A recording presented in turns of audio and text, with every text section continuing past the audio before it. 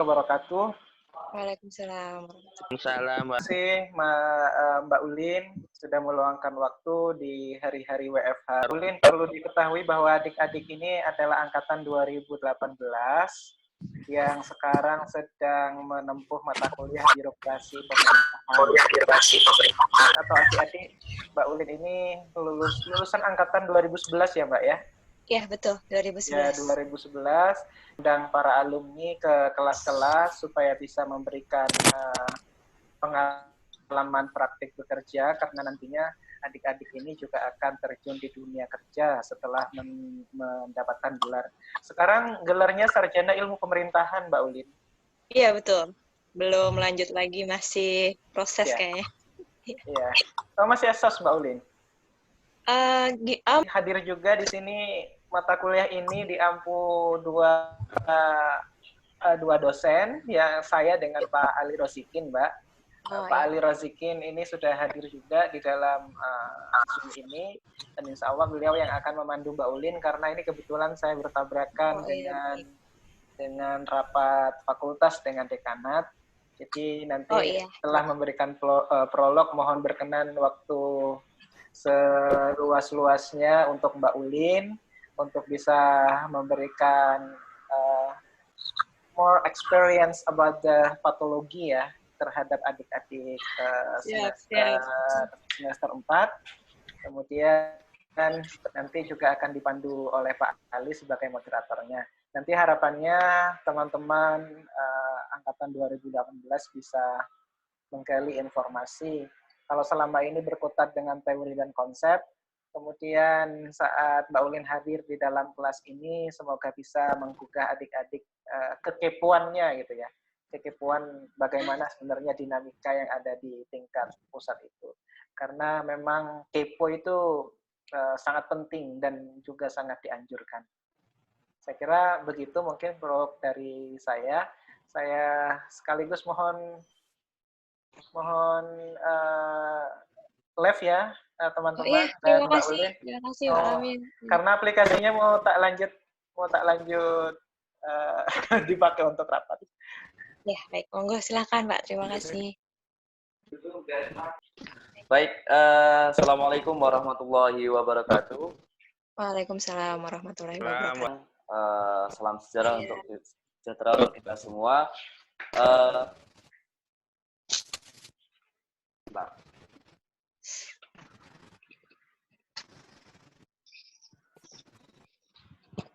Sebelumnya saya mengucapkan terima kasih ya bagi kita. Tadi saya bilang atau Pak Kamil bilang bahwa selama ini kita sering membahas tentang konsep. Kalau di pertemuan kali ini atau di kesempatan kali ini kita akan lebih banyak bicara tentang praktikanya dan fakta yang di level birokrasi yang tingkat pusat. Nah, Mbak Ulin ini kalau saya terus terang belum kenal dengan sosok dari Mbak Ulin, karena saya juga baru. Saya kira bisa nggak perlu itu ya, cuma saya akan dari Pak Kamil bahwa saya pendatang baru di Prodi IP dan kebetulan untuk mata kuliah yang saya ampu adalah birokrasi. Dan kebetulan lagi bahwa hari ini akan bicara tentang patologi. Silakan untuk di-share materinya atau langsung saja dimulai diskusinya.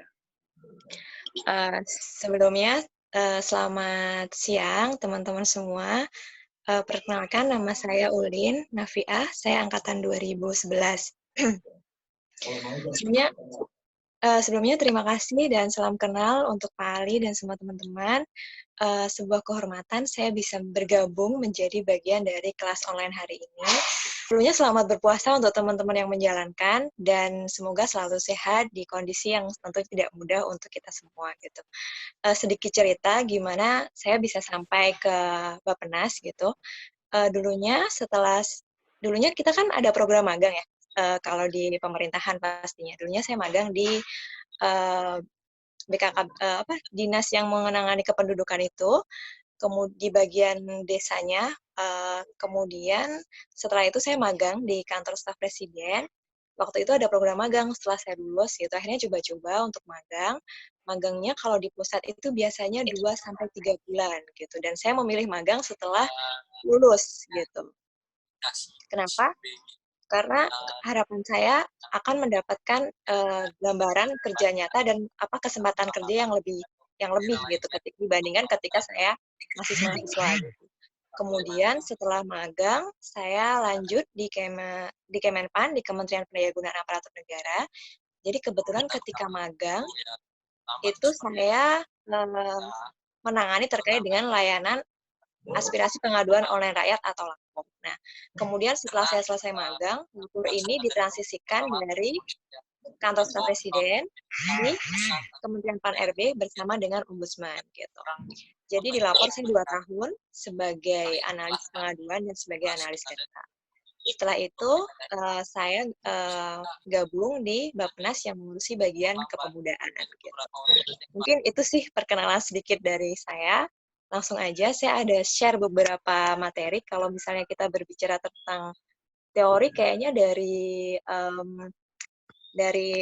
Bapak Ibu dosen sudah sangat banyak, sudah sangat komprehensif. Gitu. Saya kalau boleh mau cerita tentang bagaimana sih terkait dengan birokrasi kita dalam praktik gitu.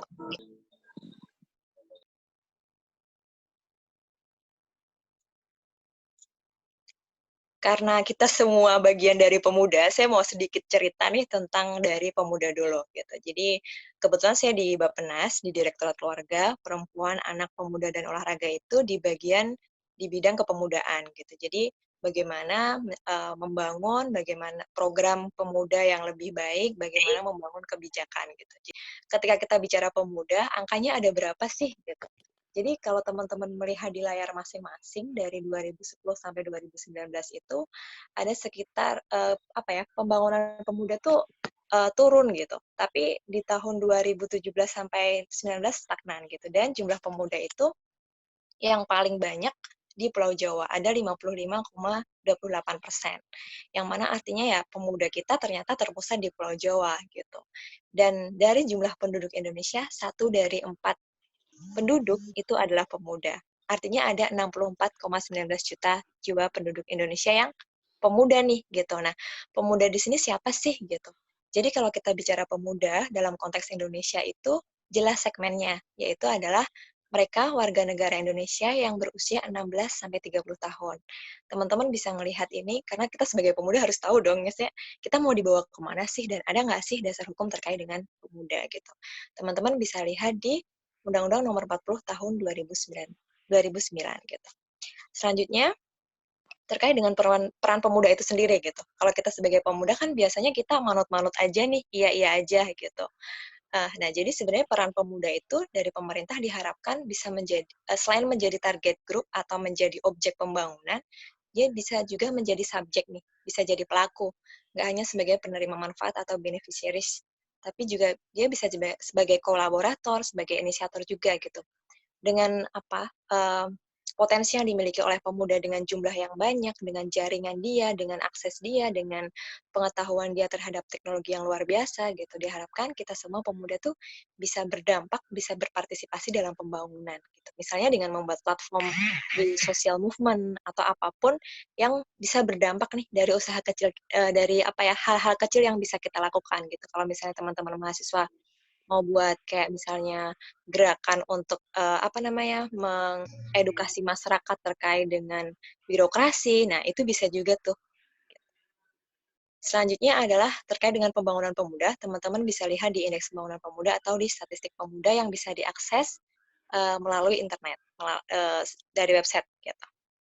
Kemudian kita masuk ke patologi birokrasi gitu. Saya ingat banget ketika mahasiswa, saya duduk di GKB lantai 5 ya, kalau tidak salah, GKB 2. Waktu itu Bu Tri yang mengajar saya terkait dengan patologi birokrasi. Saya ingat banget dengan kata-kata bahwa patologi birokrasi itu seperti penyakit yang tidak nampak, tapi nyata adanya gitu. Tapi bukan penyakit hati ya, tapi ini penyakit birokrasi gitu. Jadi dia nggak nampak, tapi ini benar-benar berdampak nih buat kita gitu. Nah, apa aja sih beberapa patologi birokrasi yang dapat saya share dan saya ceritakan gitu. Pertama, buruknya kualitas pelayanan publik gitu. Kita tahu bahwa pelayanan publik itu hal yang krusial buat kita karena dalam keseharian kita pasti kita perlu nih yang namanya pelayanan publik gitu. Mulai dari ngurus KTP, mulai dari kita lahir lah sampai kita mati kita berhubungan dengan pelayanan publik gitu. Gimana misalnya kita ketika kita ngurus akte kelahiran gitu, sampai kita pernikahan, sampai kita ngurusin pendidikan dan lain sebagainya gitu, kita berhubungan dengan pelayanan publik. Nah, kenapa sih terjadi buruknya pelayanan publik gitu? Karena tidak ada kepastian gitu. Jadi mau dibawa kemana nih pelayanan publik kita? Pertama tidak ada kepastian waktu gitu, nggak jelas nih pelayanan publik ini uh, jangka waktunya berapa lama? Misalnya kita buat KTP gitu, KTP elektronik. Ada nggak sih kepastiannya berapa lama KTP elektronik jadi, oh nanti ya belangkonya masih habis nih gitu. Atau misalnya, oh tintanya lagi habis nih gitu-gitu. Jadi tidak ada kepastian waktu. Yang kedua, tidak ada kepastian harga. Berapa sih sebenarnya biaya yang harus kita keluarkan untuk mendapatkan atau mengakses pelayanan publik tersebut? Apakah ia harganya 15.000 dan apakah ia itu adalah sumbangan gitu? Ataukah misalnya lebih dari itu, tidak ada patokan yang jelas gitu. Yang ketiga, tidak adanya SOP gitu. Nah, alurnya dalam kita mendapatkan pelayanan itu, apakah kita misalnya dapat antrean dulu, terus kemudian kita ke lobby, terus prosesnya berapa lama, nah itu tidak ada kepastian itu gitu. Dan dari celah-celah itu muncul ada yang namanya calo, muncul ada yang pungli gitu-gitu. Nah, itu menambah buruknya pelayanan publik gitu. Jadi masyarakat juga akhirnya ya udahlah, males nih berbelit-belit lewat calo aja lah gitu. Yang kedua adalah mismatch perencanaan. Mismatch perencanaan adalah kalau kita bicara dalam sebuah negara pasti ada perencanaan nih, mulai dari RPJPN, RPJPN 20 tahun, kemudian diturunkan dalam RPJMN 5 tahun, kemudian diturunkan dalam RKP yang 1 tahunan. Nah, itu dari pemerintah pusat yang akan diturunkan ke KL nih. Teman-teman biasanya belajar dari ini ke anggaran ya, gitu. Di mata kuliah anggaran. Kemudian mismatch-nya adalah apa ya, perencanaannya seringkali copy paste nih dari yang sebelum-sebelumnya. Ya udahlah kita pakai aja yang sebelumnya karena misalnya deadline-nya terlalu mendadak gitu-gitu. Jadi perencanaan program dari pemerintah ya di pusat dan daerah juga sih gitu, akhirnya ya udah pakai perencanaan yang lalu aja lah gitu. Padahal sebenarnya tujuan programnya udah beda, sasaran programnya harusnya udah beda. Kenapa? Karena tidak ada updating data juga di situ gitu. Datanya nggak ada, kemudian perencanaannya ngawur, jadinya nggak sesuai nih antara perencanaan, sasaran, targetnya, dan pelaksanaannya gitu.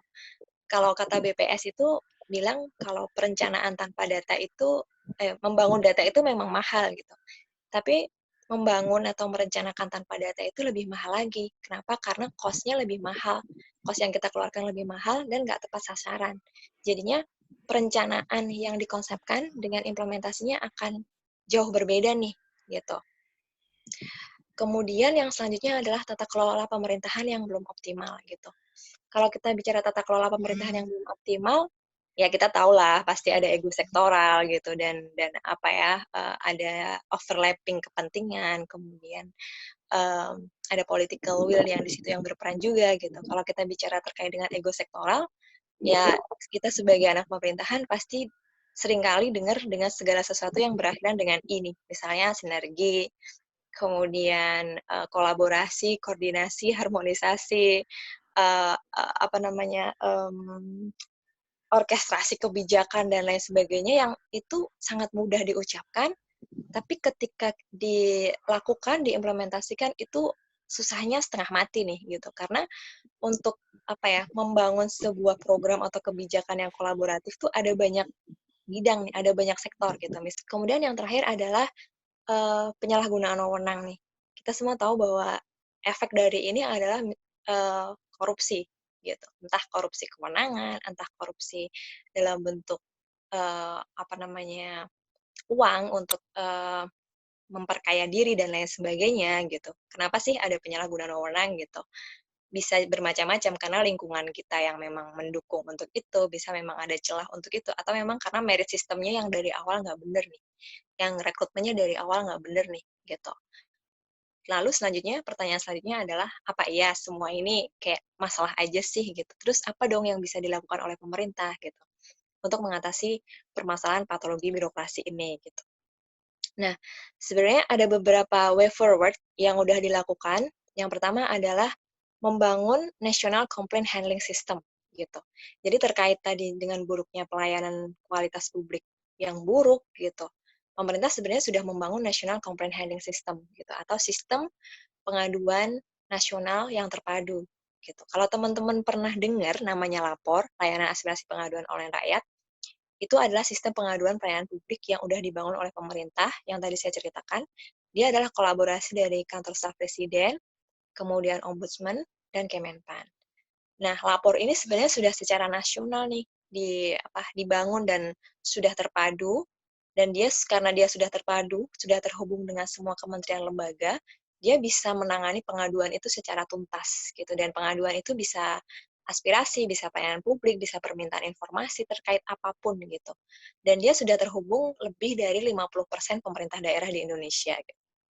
Sebenarnya dengan adanya National Complaint Handling System ini menjamin bahwa kualitas pengaduan kita akan diperbaiki loh, membangun trust dari masyarakat bahwa aparat kita tuh bagus loh, bahwa sistem pelayanan publik kita bagus dan apa namanya transparan gitu. Tapi masalahnya adalah masih banyaknya ego sektoral dari pemerintah daerah yang pengen punya kanal pengaduan sendiri nih. Jadi ketika ego sektoral ini muncul, akhirnya kanal pengaduan pelayanan publik ini jadi kayak jamur yang tumbuh di musim hujan, banyak banget nih tumbuh di mana-mana gitu, tapi nggak terpadu sendiri-sendiri gitu. Jadi kayak ya jadi tempat sampah aja untuk kanal pengaduan gitu. Masalah tantangan selanjutnya dari kanal pengaduan adalah partisipasi masyarakat untuk mau mengadu gitu. Karena mereka kayak, nanti pengaduan gue paling atau pengaduan saya nggak ditangani dengan baik nih, atau kayak, paling juga jawabannya normatif aja nih, gitu. Atau yang paling buruk adalah ternyata pelayanan publik itu nggak sampai nih kepada pemerintah, kepada masyarakat gitu. Jadi, jangankan mau mengadu, buru-buru mau mengadu gitu kan. Pelayanannya aja nggak sampai nih ke saya. Jadi saya nggak tahu nih saya dapat pelayanan publik apa enggak sih. Saya nggak tahu nih kemana saya harus mengadu gitu. Jadi infonya aja nggak sampai ke masyarakat. Pelayanannya aja nggak sampai gimana dia mau mengadu. Nah, itu tantangan juga. Kemudian yang selanjutnya adalah membangun perencanaan yang holistik, integratif, terpadu, dan spasial gitu. Jadi kalau kita bicara perencanaan, karena tadi ada mismatch nih, yang nggak nyambung antara perencanaan dan implementasinya, pemerintah berusaha untuk membangun sebuah perencanaan yang holistik, integratif, terpadu, dan spasial.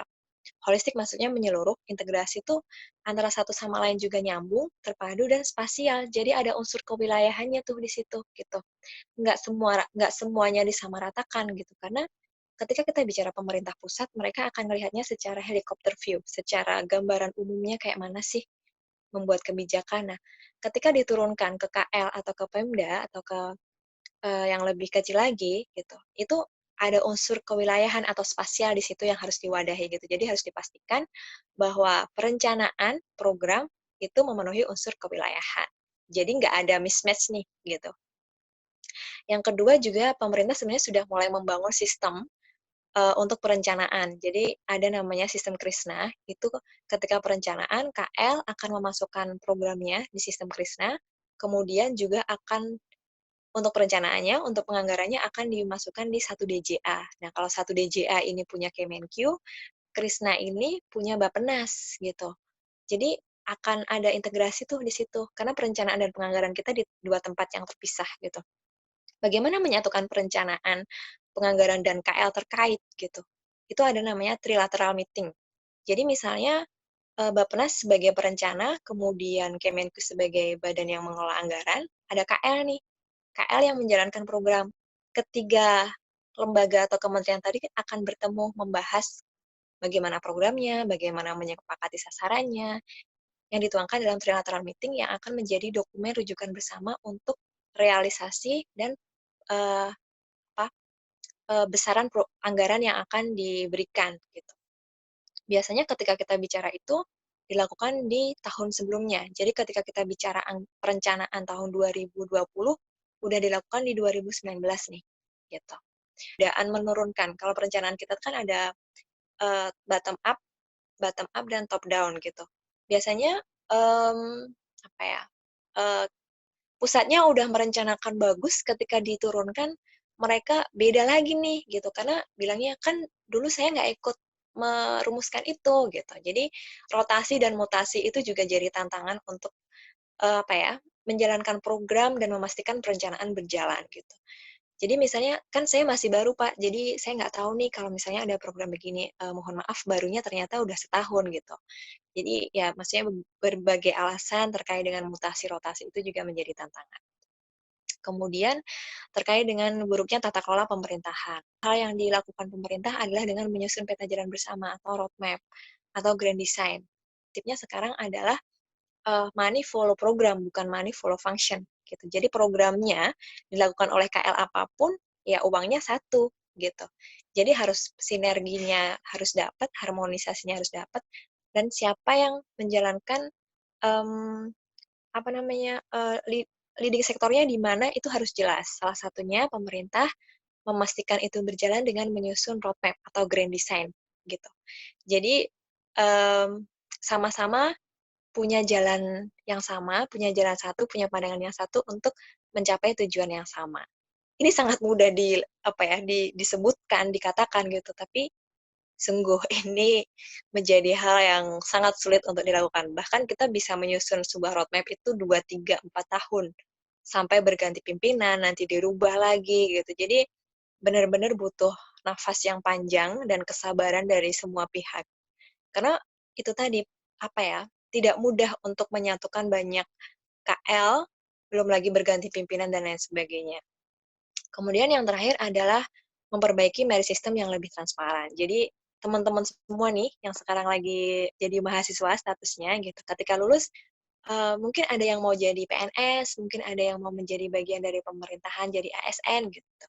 Jadi sekarang pemerintah juga seperti kita tahu merit system-nya sudah mulai bagus, semuanya transparan, semuanya dapat terpantau melalui CAT dan lain sebagainya. Masa kini itu juga udah millennials banget, yang mana mereka juga udah punya forum-forum diskusi. Karena ketika kita bicara patologi birokrasi kan kita tidak bisa memotongnya atau memperbaikinya sendiri secara personal, karena itu sebuah sistem yang sangat besar dan sudah berlangsung lama gitu. Jadi butuh butuh sebuah sistem juga untuk melawan si patologi itu gitu. Jadi sekarang apapun yang didapat di bangku kuliah itu pasti akan berguna deh buat kita. Mungkin itu sharing dari saya. Mohon maaf apabila ada hal-hal yang kurang berkenan atau kurang jelas, bisa didiskusikan kembali. Terima kasih. Baik, Mbak Ulin, cukup ya? Atau masih ada sharing lain? Cukup. Cukup ya. Oke, saya berusaha memberikan stimulus lagi ya. Jadi tadi yang dikatakan oleh Mbak Ulin bahwa banyak sekali patologi yang kita hadapi, terutama di level birokrasi. Dan salah satunya tadi ada merit system, kemudian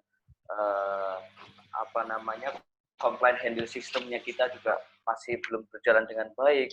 Kemudian ada beberapa sistem lapor atau aplikasi lapor yang itu sebenarnya sudah terpusat dan terintegrasi, tetapi di daerah-daerah karena punya ego sektoral pendengar atau para mahasiswa, silakan bagi yang ingin ditanyakan terkait dengan patologi itu sendiri secara praktikanya, atau tanya-tanya terkait dengan Mbak Ulin tadi mengatakan bahwa peluang IP itu sangat luas sekali. Bisa.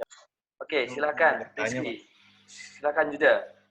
Ya kan tadi seperti yang Mbak Ulin udah bilang kalau pemerintah sudah berusaha untuk menjaga bahwa membenarkan birokrasi ini supaya tidak ada penyakit seperti patologi birokrasi tersebut.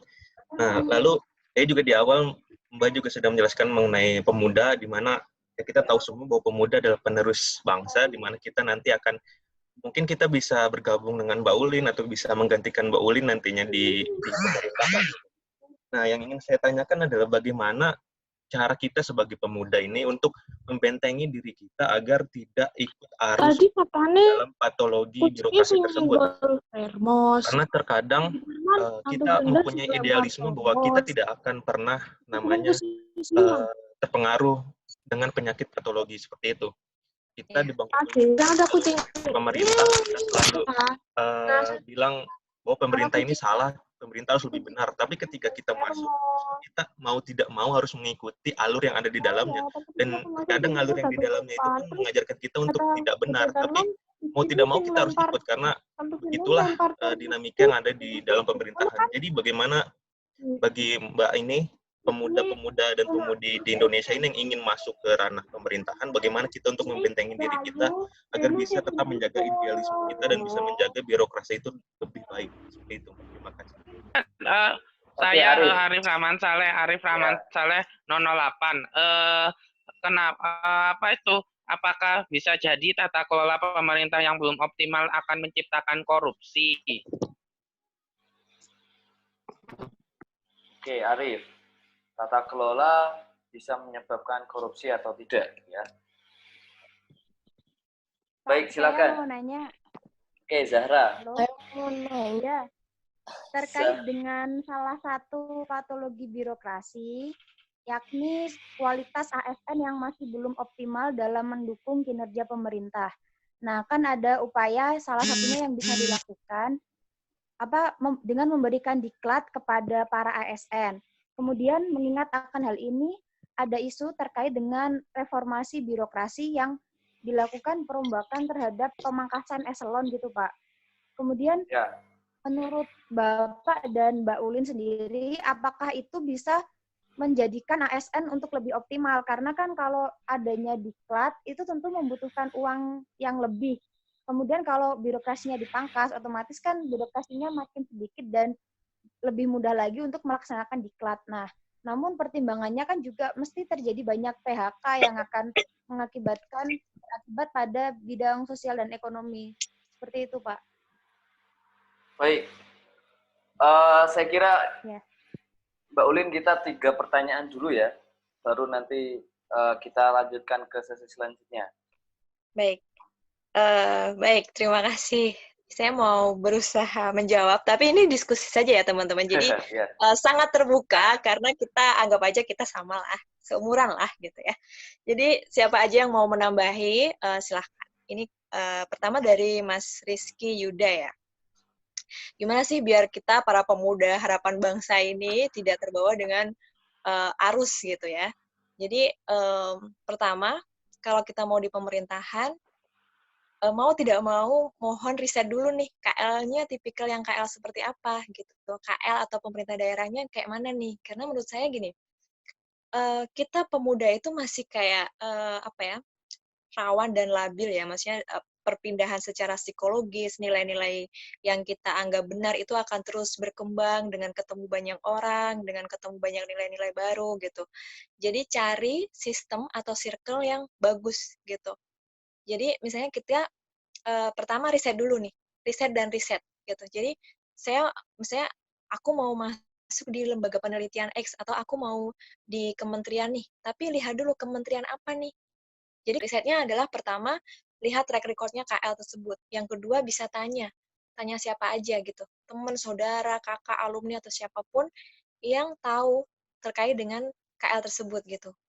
Gimana ya KL ini kalau aku atau gue masuk di situ oke nggak nih gitu. Jadi karena tadi ekosistem circle itu akan membentuk kita mau jadi kayak apa gitu. Karena mungkin gini, kalau kita bicara terkait dengan sistem pemerintah juga 1 tahun nih, 1 tahun masuk tuh masih membara berapi-api gitu, masih idealis gitu. Di tahun kedua, apalagi di posisi yang sama, kita akan mulai hafal nih kerjaan kita. Kayak bangun tidur, aku hari ini pasti buat surat nih, kayak atau aku hari ini pasti harus meeting nih sama misalnya KL. Oh, tahun kedua sebenarnya kita udah mulai hafal nih pola kerja kita gitu. Nah, di situ sebenarnya tantangan kita di tahun kedua. Apakah kita mau ikutin arus atau kita udah mau dalam tanda kutip mulai bisik-bisik nih kipas-kipas atasan kita gitu. Karena gini, ketika kita punya atasan tuh sebenarnya kita bisa kasih insight atau masukan atau tadi misalnya bisa jadi pola diskusi gitu. Misalnya baik ya. Karena kebaikan yang disampaikan dengan cara yang buruk kan akan melukai kebaikan itu sendiri. Jadi orang lain nggak bisa terima gitu. Jadi caranya adalah sampaikan dengan baik apa-apa yang menurut kita nggak sesuai, tapi caranya gitu. Jadi misalnya bentengi diri kita dengan cari circle yang lebih bagus gitu. Kalau teman-teman nanti udah bekerja itu ada atau mungkin udah sering dengar namanya work-life balance gitu. Jadi biar teman-teman tetap di atmosfer atau di sistem yang bagus, cari teman atau circle di luar tempat kerja atau di kerjaan yang bagus nih, yang sama-sama bisa mendukung, yang sama-sama bisa diajak diskusi gitu. Misalnya kalau di tempat kerja kita udah cukup toksik atau kayak udah mulai banyak penyakit-penyakitnya nih, nah teman-teman cari pelarian dengan cari misalnya teman diskusi, ikut kelompok diskusi, ikut kelompok mengajar, ikut kelompok baca gitu. Jadi teman-teman tetap dapat insight dari luar yang menjaga teman-teman tetap idealis, tetap waras gitu. Sebelum memutuskan mau melangkah kemana, riset dan riset. Ya, itu mungkin jawaban dari saya ya, Mas Rizky Yuda. Dan cari circle dan pertemanan yang bagus, work-life balance-nya cari yang bagus juga. Jadi biar kita tuh tetap hidup gitu dengan segala tuntutan yang ada dan segala misalnya tadi sistemik tadi. Tapi balik lagi kalau kita mau merubah secara sistem tadi, kita harus mulai dari hal yang paling mungkin kita jangkau. Langsung yang kedua ya, dari Mbak Anissa ya kalau tidak salah ya. Tentang tata kelola pemerintahan. Oh maaf, dari Mas Arif Rahman Saleh. Tata kelola pemerintahan yang belum optimal apakah akan bisa membawa pada korupsi gitu? Yes, gitu, of course gitu. Karena akan ada banyak celah tuh di situ ketika tata kelola pemerintahannya nggak bagus. Korupsi kan bukan hanya uang ya. Misalnya gini, karena tata kelola pemerintahan yang nggak optimal, ya udah jalan aja masing-masing. Kita misalnya punya program, udah semuanya aja jalan gitu. Padahal di situ kan ada anggaran, ada kebijakan, ada program yang harusnya bisa disinergikan nih. Tapi karena ada political will masing-masing dan tata kelola pemerintahannya nggak baik, ya udah jalan aja sesuai dengan kewenangan masing-masing. Dan maksudnya akan menumbuhkan ego dan penyalahgunaan wewenang tadi. Misalnya kayak, ya kan gue yang punya uang, terserah gue dong. Misalnya kayak terserah aku dong, uangnya mau aku pakai apa dan daerah mana gitu. Makanya perlu tata kelola pemerintahan yang bagus gitu. Selain itu juga misalnya tata kelola pemerintahan yang tidak bagus, yang tidak baik itu akan penyalahgunaan yang lainnya. Misalnya gini, kita tahu banget lah kalau anak pemerintahan udah makanannya setiap hari bicara otonomi daerah gitu. Terus ketika tata kelola pemerintahnya nggak baik, ya udah pemerintah pusat tuh intervensi aja nih kewenangan di daerah gitu. Kalau kita bicara terkait kewenangan, ada misalnya Undang-Undang 23 tahun 2014 tentang pemerintah daerah gitu. Di situ udah jelas diatur terkait dengan ketentuan konkuren, pembagian antara pemerintah pusat, pemerintah provinsi, dan pemerintah kabupaten kota. Gitu. Dan dari Mbak Zahra ya, terkait dengan kualitas SDM, pemangkasan nomenklatur, apakah tidak PHK gitu. Jadi kalau kita bicara dengan konteks pemerintahan, dia tidak mengenal PHK gitu. Karena pertama, kalau kita bicara pemerintahan, dia anggarannya udah ditetapkan 1 tahun nih, gitu. 1 tahun anggaran. Jadi misalnya kita menjadi ASN atau kita menjadi PNS, itu tidak akan di PHK gitu.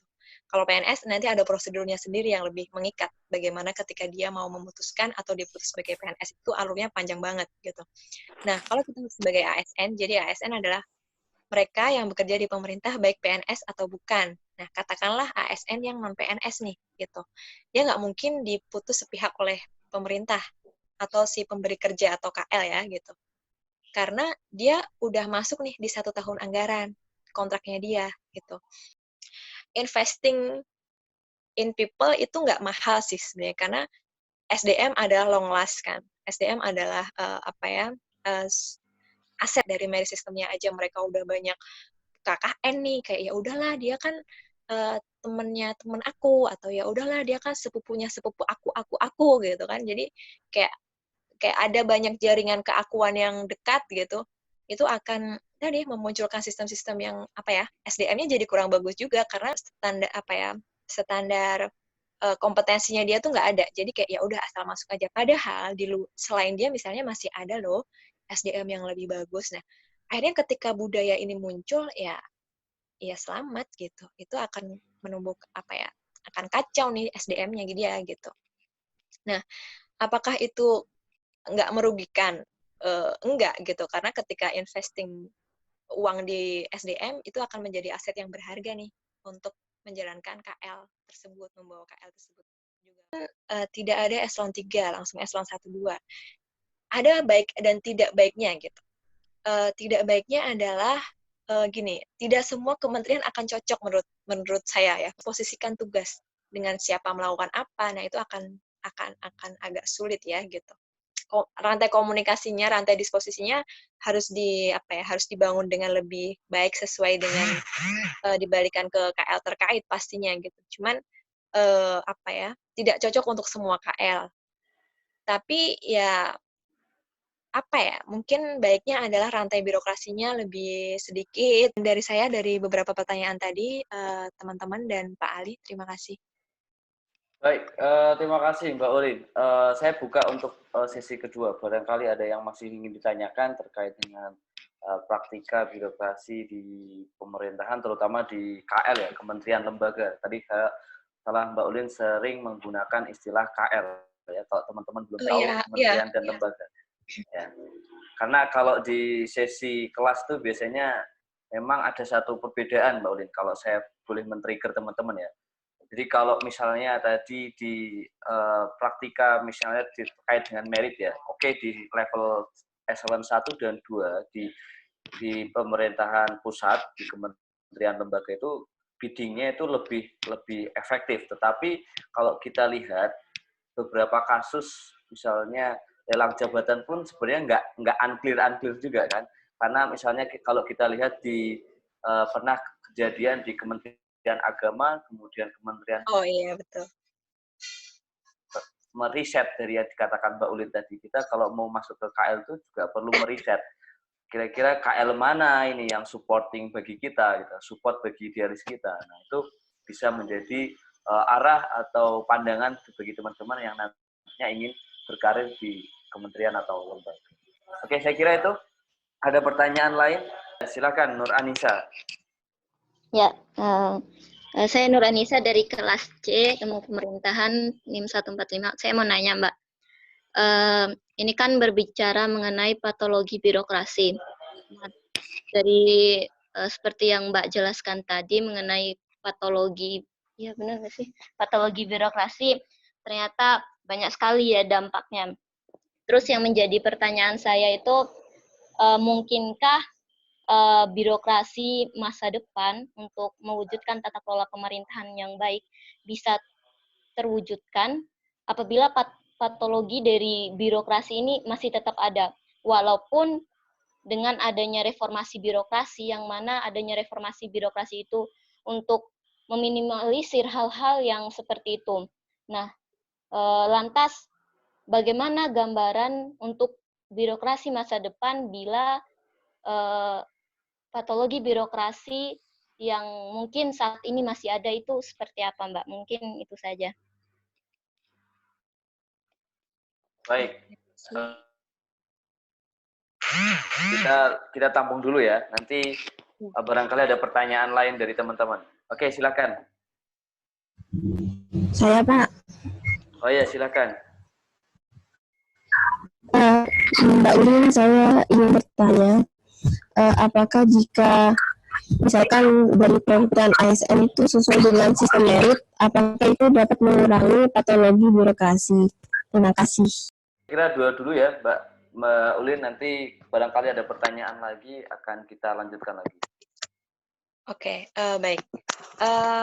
Pertanyaan dari Mbak Nuranisa ya, terkait dengan apakah masih ada patologi birokrasi, gimana patologi birokrasi, apakah masih ada gitu kan? Saya rasa pasti akan selalu ada ya, tapi bagaimana tingkat keparahannya gitu. Mungkin yang zaman dulu akan banyak praktik KKN, banyak praktik yang hal-hal penyalahgunaan wewenang yang tidak terekspos ke publik, yang jadi kayak terlihat baik-baik aja gitu. Tapi sekarang dengan sosial media yang semakin terbuka, informasi yang sangat mudah diakses oleh siapapun gitu, sistem yang sudah mulai dikembangkan dengan baik sistem sistem kinerja yang lebih sistematis dan digital gitu, itu akan lebih baik sih. Jadi misalnya sekarang membuat surat tidak harus datang face to face gitu-gitu. Jadi lebih mudah kan gitu. Maksudnya lebih mudah, kepastian waktunya jelas, kemudian kapan selesainya, sekarang lagi ada di mana. Begitu juga pelayanan publik. Pelayanan publik menurut saya akan lebih baik ya harusnya dengan perkembangan teknologi informasi yang juga dimanfaatkan dengan baik juga gitu. Jadi orang akan dengan sangat mudah menyampaikan aspirasinya, pengaduannya kepada kanal-kanal misalnya lapor nih, melalui lapor gitu, dan akan dimonitoring juga nih. Jadi masyarakatnya bisa tahu pemerintah daerahnya pemerintah pusat atau daerahnya udah menindaklanjuti belum, misalnya. Saya lapor nih terkait dengan lapor, saya miskin misalnya. Saya belum dapat bantuan sosial, PKH, bla bla bla gitu. Nah, itu akan dikirim nih misalnya ke lapor gitu. Nah, nanti akan terlihat nih kayak Facebook atau Twitter atau Instagram gitu. Jadi kita tahu nih laporan kita udah sampai di mana dan apakah dibiarkan aja nih, trust dari masyarakat juga akan muncul dengan berbagai transparansi yang ada di pemerintahan itu gitu. Jadi menjawab pertanyaan tadi, apakah dengan adanya reformasi birokrasi mulai dari pelayanan publik, mulai dari perencanaan terpadu, mulai dari merit system, mulai dari sistem monitoring evaluasi gitu, apakah akan menghilangkan patologi birokrasi gitu? Nggak sepenuhnya sih menurut saya, tapi tingkat keparahannya tentu akan berkurang gitu, karena partisipasi kita semua, karena transparansi gitu. Itu sih jawaban dari saya ya. Mbak Nur Anissa semoga menjawab. Kemudian dari Mbak Nadia Safitri terkait dengan merit system. Dengan merit system yang bagus, balik tadi seperti pernyataan saya sebelumnya, itu akan mendapat SDM yang bagus nih. Gitu. Misalnya dari kita kalau misalnya bicara merit system pemerintahan, sekarang PNS itu kan sistemnya udah sangat transparan ya. Kalau di kementerian, di lembaga, saya tidak tahu di daerah gitu. Kalau di konteks lembaga, di kementerian atau lembaga udah sangat bagus nih. Jadi semuanya bisa termonitoring, bahkan kita bisa ini loh, bisa apa nih, klaim atau menggugah dalam tanda kutip ketika kita nggak terima nih dengan hasil yang kita dapat. Misalnya, kok saya nilainya lebih bagus tapi dia yang lolos gitu. Jadi ada masa tenggang namanya. Jadi ada masa tenggang di mana peserta bisa menggugah dalam tanda kutip atau kayak misalnya komplain ketika hasilnya dia merasa nggak sesuai gitu. Jadi dari sistem rekrutmennya juga sudah sangat transparan, kemudian ukuran rekrutmennya juga sudah sangat transparan gitu. Nah, dengan transparansi atau perbaikan merit system yang bagus, baik tadi akan dapat SDM yang bagus nih gitu. Selama si perekrutnya ini taat asas ya gitu. Nah, ketika dia dapat SDM yang bagus dengan berbagai, nah kalau dia udah dapat SDM yang bagus nih, ketika udah masuk, balik lagi nih, ketika dia di dalam, dia dirawat nggak gitu. Kayak misalnya kita beli bunganya bibitnya udah bagus nih gitu. Pas kita tanam, ya udah nggak kita siram, nggak kita pupuk, nggak kita kasih sinar matahari yang cukup, ya udah dia akan layu kering kerontang aja gitu. SDM ya, manajemen Betul. SDM ya. Betul. Oke, ada lagi pertanyaan yang ingin ditanyakan dari teman-teman? Silakan, atau ingin bercerita, atau mungkin apa sih yang perlu dipersiapkan ketika lulus, atau gimana sih biar skripsinya bagus, atau gimana, itu kan kita sharing aja. Silakan. Karena tadi arahan dari Pak Kamil untuk kita lebih banyak sharingnya, saya ingin diceritakan dari perspektif Kak Ulin ya. Jadi ketika kuliah itu Kak Ulin ngapain saja, kemudian aktif di mana, dan itu menjadi bekal tersendiri ketika nanti lulus. Lalu soft skill yang seperti apa yang perlu digali ketika kuliah, kemudian itu akan bermanfaat ketika jadi praktisi. Baik, teman-teman, saya sedikit cerita gimana sih dulu kehidupan saya di kampus gitu. Jadi dulu saya tinggal di rusun, dan itu rusun masih perdana banget, masih saya penghuni pertama yang di rusun. Jadi dan saya termasuk orang yang terbelakang, maksudnya saya tidak pernah hidup di depan kampus gitu. Saya hidupnya di 2 tahun di rusun, kemudian 1,5 tahun di yang kalau teman-teman tahu ada, saya nggak tahu ya masih ada apa enggak ya, warung Barokah gitu. Saya di depannya itu yang ada fotokopiannya. Saya di situ gitu. Jadi cuman 5 menit aja nih dari kampus ke kosan kan gitu, sampai akhirnya orang-orang, teman-teman pada ngebully bahwa saya nggak bisa nyebrang jalan, karena kan nyebrang jalan dari kampus misalnya ke Assalamualaikum depan itu kan cukup ramai ya gitu. Pokoknya begitulah, saya termasuk mahasiswa terbelakang gitu.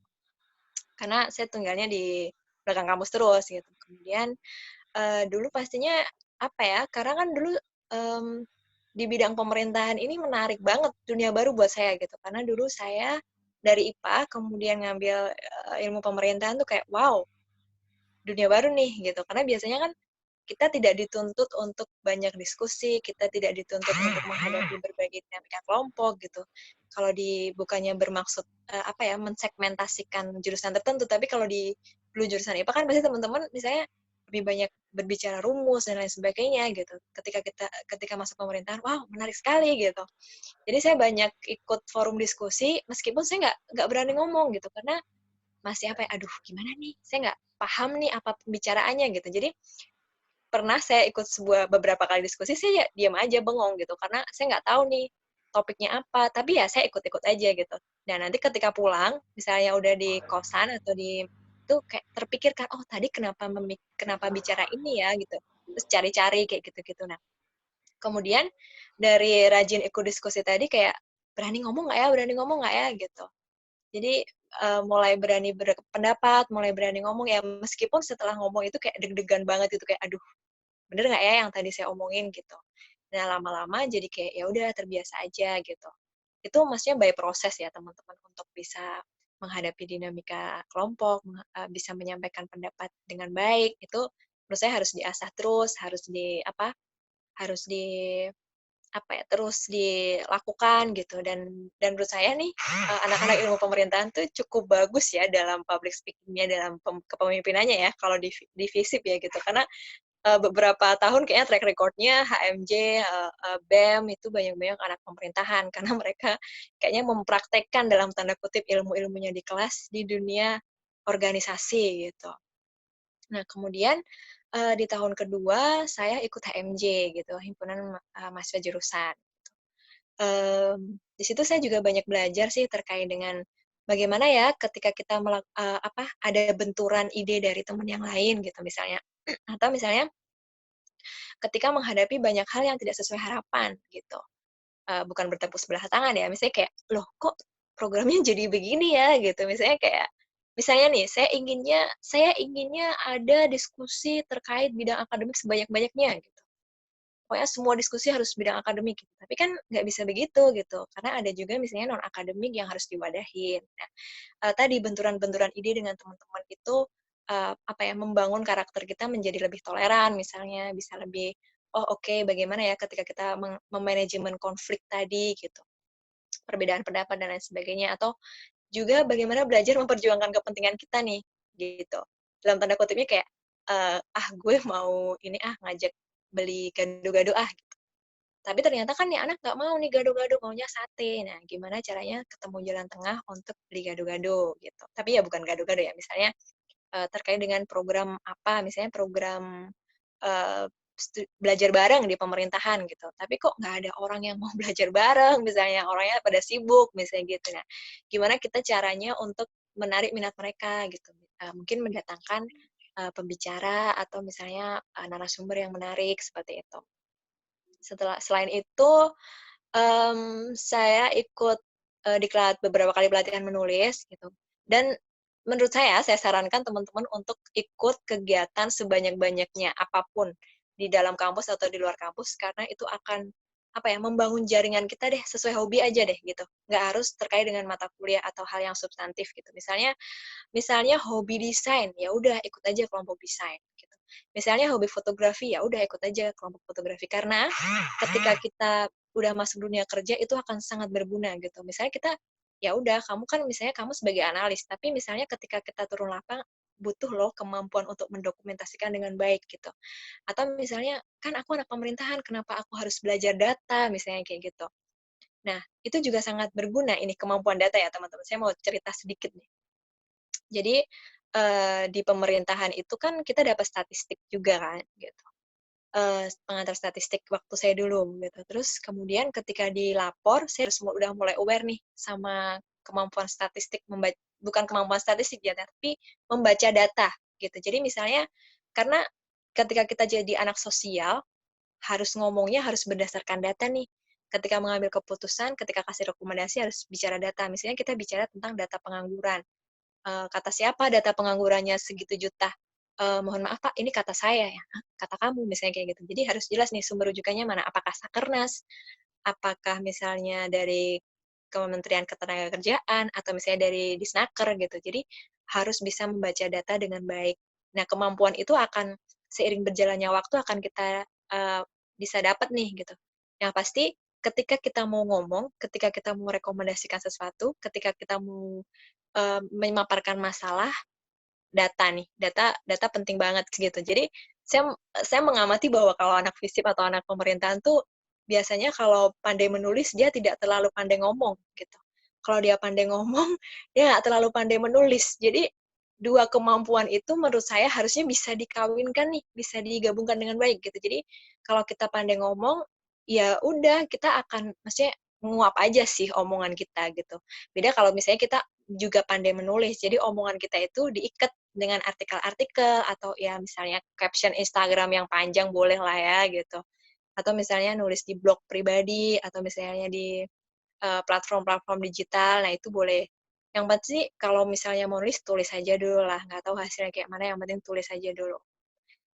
Bisa apapun ya teman-teman menulis tuh bisa mulai dari menulis hobi, menulis hal yang kita sukai, diary juga boleh atau puisi atau apapun ya gitu. Tapi mulai diasah kemampuan menulisnya gitu. Jadi biar kemampuan ngomongnya, biasanya anak pemerintah nih kemampuan ngomongnya bagus banget nih, karena kan sering diskusi kelompok, sering maju, sering presentasi. Jadi ketika mereka menghadapi sebuah forum itu udah bagus nih kemampuan untuk ngomongnya, tapi kemampuan menuliskannya itu yang kadang kurang bagus gitu. Atau misalnya ikut-ikut forum diskusi juga bagus, dan ikut forum diskusi ilmiah ya, kan di kita juga ada ya, FDI kalau nggak salah ya, atau misalnya ikut Bestari kayak gitu-gitu. Jadi bekali diri kita dengan soft skill sebanyak-banyaknya gitu, karena kita nggak tahu nih suatu saat akan di titik mana gitu. Misalnya, misalkan terlibat dengan banyak kegiatan apapun, dan bekali diri kita dengan soft skill apapun. Gitu. Kita nggak tahu akan di titik mana itu akan berguna, tapi nggak ada yang sia-sia intinya gitu. Terima kasih. Terbuka diskusi dengan teman-teman apabila ada hal-hal yang ditanyakan, misalnya terkait dengan tempat kerja, atau misalnya bagaimana baiknya saya ketika setelah lulus gitu. Karena menurut saya, saya merasakan betul ya bagaimana ketika setelah lulus tidak punya siapa-siapa dalam tanda kutip, maksudnya tidak tahu tempat bertanya gitu. Jadi ketika lulus ya udah uji coba aja gitu, ya udah coba-coba aja gitu. Nah sebenarnya nggak apa-apa coba-coba itu, cuman kan waktunya akan lebih banyak terbuang gitu. Jadi kalau teman-teman mau tanya apa terkait dengan pemerintahan di pusat gitu-gitu, saya sangat terbuka dengan diskusi itu. Jadi kan untuk diskusi terkait dengan kehidupan pasca kampus lah gitu, saya akan dengan sangat hati untuk berdiskusi gitu. Terima kasih. Baik, Mbak Ulin, saya coba berusaha merangkum beberapa materi atau pesan yang disampaikan Mbak Ulin ya. Jadi yang pertama itu adalah patologi. Patologi itu kalau kita boleh meminjam istilah kedokteran itu adalah penyakit ya. Jadi kalau patologi itu berawal dari istilah kedokteran, kemudian karena dianggap birokrasi itu punya banyak masalah, dari situ para ahli menyatakan bahwa ini kita sebut namanya patologi birokrasi. Nah, untuk dari pemaparan Mbak Ulin itu patologi apa saja? Yang pertama buruknya pelayanan publik, kemudian ada mismatch perencanaan, yang ketiga adalah tata kelola pemerintahan yang belum optimal, dan yang keempat adalah abuse of power atau penyalahgunaan wewenang. Jadi dari 4 itu kira-kira yang sering ditemui oleh Mbak Ulin dalam proses tata kelola atau penyelenggaraan pemerintahan. Nah, bagaimana solusinya? Yang pertama adalah membangun National Complaint Handling System ya. Fenomena yang sekarang terjadi itu adalah masing-masing dari dinas atau kementerian lembaga itu punya sistem pengaduan yang tersendiri. Nah, ini yang menjadi susah atau menjadi permasalahan tersendiri, padahal dari pemerintah pusat sudah menyediakan National Complaint Handling System secara terpadu. Ya. Kemudian yang kedua adalah membangun tata perencanaan yang terintegrasi dan holistik, sekaligus juga spasial. Artinya juga memberikan pertimbangan-pertimbangan terhadap kewilayahan tersendiri, karena masing-masing wilayah punya kekhasannya masing-masing. Yang ketiga adalah menyusun peta jalan. Jadi grand design roadmap itu sangatlah penting untuk membangun atau merubah patologi yang kita hadapi saat ini bisa menjadi lebih baik ke depan birokrasinya. Kemudian yang keempat adalah merit system.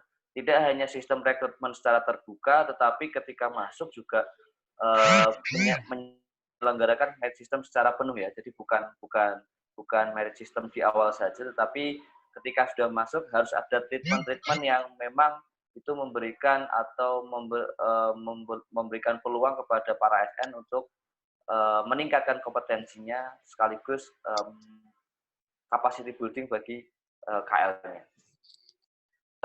Saya kira itu.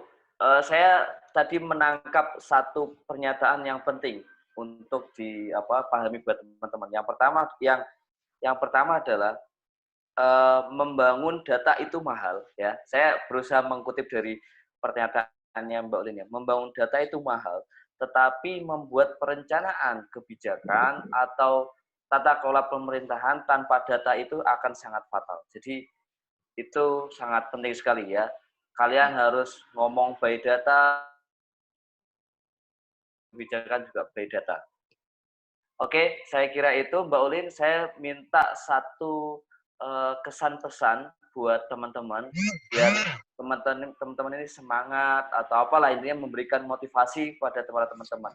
Silakan Mbak Ulin. Ya, jadi buat teman-teman semua, sekali lagi saya terima kasih banyak sudah diberi kesempatan untuk bisa menjadi bagian dari pertemuan ini.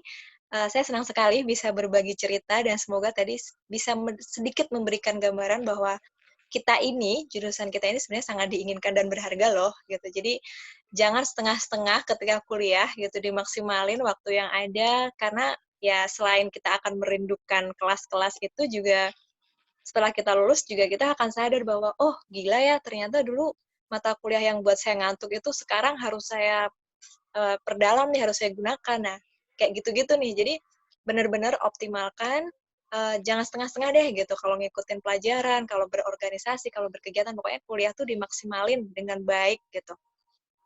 Dan kemudian juga jangan khawatir dengan berbagai pendapat yang ada, misalnya kayak apakah IPK harus bagus atau enggak. Yang penting maksimal dulu deh, hadapi semua dan jalani semua dengan baik.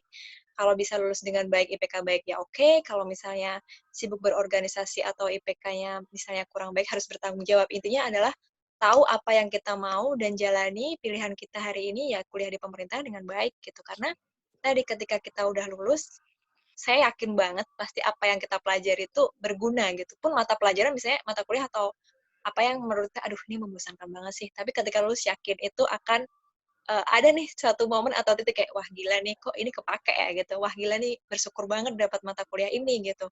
Jadi optimalkan semua kesempatan yang ada, waktu yang ada dengan sebaik-baiknya. Ya itu tadi, karena kita akan entah kapan kita akan menggunakan, tapi pasti ada satu titik kita yang kepake semuanya gitu. Dan Pak Ali dan teman-teman semua.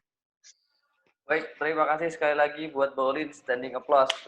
Kita berikan applause kepada Mbak Ulin atas sharing materinya dan beberapa insight baru bagi nanti teman-teman ketika pasca kampus itu harus gimana. Nah, sekali lagi Mbak Ulin akan sangat terbuka, feel free untuk mendiskusikan sesuatu kepada teman-teman yang kira-kira nanti teman-teman bingung bisa berdiskusi ke Mbak Ulin.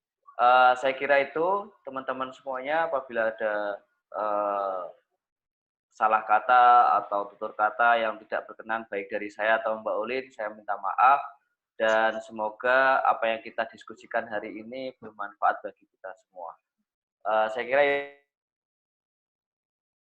terima kasih kesempatannya dan saya ucapkan Assalamualaikum warahmatullahi wabarakatuh. Waalaikumsalam.